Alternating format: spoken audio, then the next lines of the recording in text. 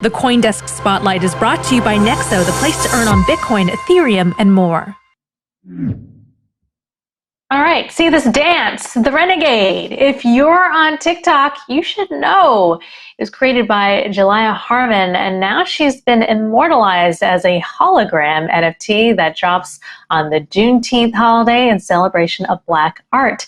And joining us now is the creator of the holographic NFT, Asad Malik, CEO of JDo, a mobile augmented reality platform that aims to create hyper-realistic holograms. Welcome to the show, Asad.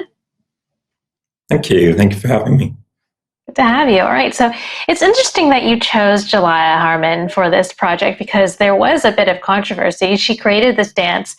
It was popularized by white influencers on TikTok. Julia didn't receive credit for it until later on. And you've chosen to release this NFT of her doing the Renegade dance on the Juneteenth, a holiday that celebrates the emancipation of Black Americans. How is this connected? Sure. So, I think on the internet, one thing that we've seen happen repeatedly is the cultural trends coming out of Black creators, often young Black creators that don't get the credit or the ability to monetize their work. So I think this is a really interesting example of that because the Renegade dance, and also we have two other dances as part of this collection, Cookie Kawaii's Throw It Back and Blanco Brown's Dig It Up. So all three of these dances kind of define TikTok as it became this huge platform over the last year or two. And the three dances actually have over 10 billion views combined. And all three of them kind of blew up in a way that wasn't connected very much to the creator. And Julia is the prime example of this because no one even knew what the origin of the dance was until the New York Times kind of wrote the story last year, saying that this 14-year-old girl in Atlanta had come up with a choreography. And at that point, she got some spotlight. She got to perform at the NBA All-Star game and on the Ellen show. But what we are trying to establish here is that NFT tokens as a way of capturing cultural value for the original creator. And that's the kind of statement we're trying to make with this.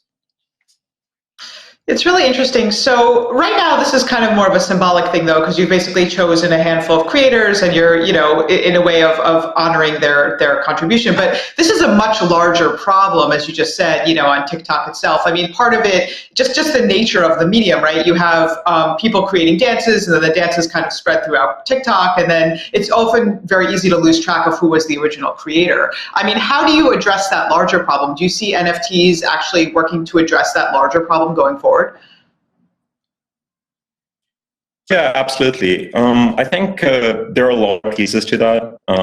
Tracking dance moves all across the internet isn't exactly the easiest way of bringing back royalties to the original creator. I think we're going to see a lot of interesting things happening over the next couple of years in terms of motion being recognizable in videos and things like that AI will kind of enable over time. But I think for now, we wanted this to be kind of a symbolic thing because we are an augmented reality company at the core. And I think that what is happening is that we've been trying to make AR a thing for the last 5-6 years. And it's a very nascent industry, even more so than crypto.